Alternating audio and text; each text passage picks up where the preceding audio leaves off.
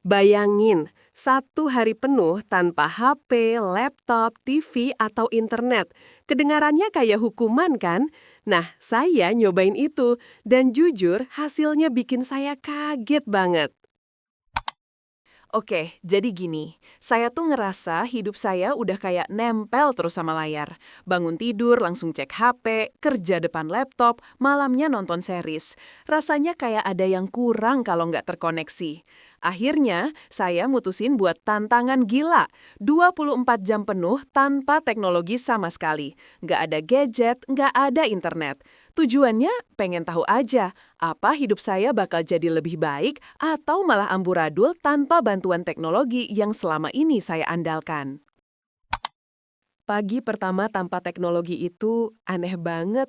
Saya bangun dan refleks tangan langsung nyari HP di samping bantal.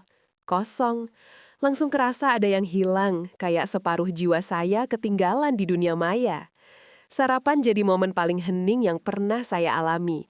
Biasanya sambil scroll berita atau Instagram, ini cuma ada suara kunyahan dan pikiran yang bergentayangan. Jujur, awal-awal rasanya canggung banget, kayak ada bagian dari diri saya yang mati rasa. Setelah melewati fase canggung, saya mulai mikir, oke, terus ngapain dong?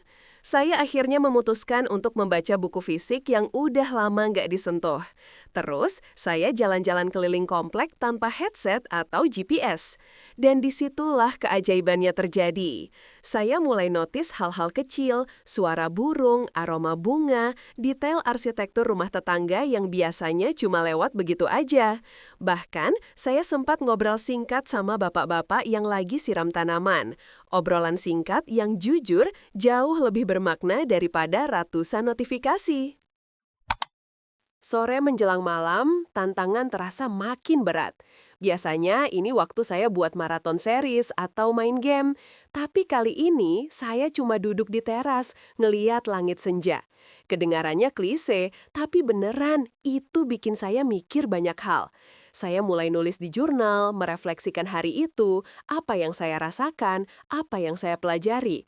Surprisingly, pikiran saya jadi lebih tenang, nggak dikejar-kejar notifikasi atau keinginan buat scroll. Dan malam itu, saya tidur lebih nyenyak dari biasanya. Dan akhirnya, 24 jam itu selesai. Perasaan saya campur aduk.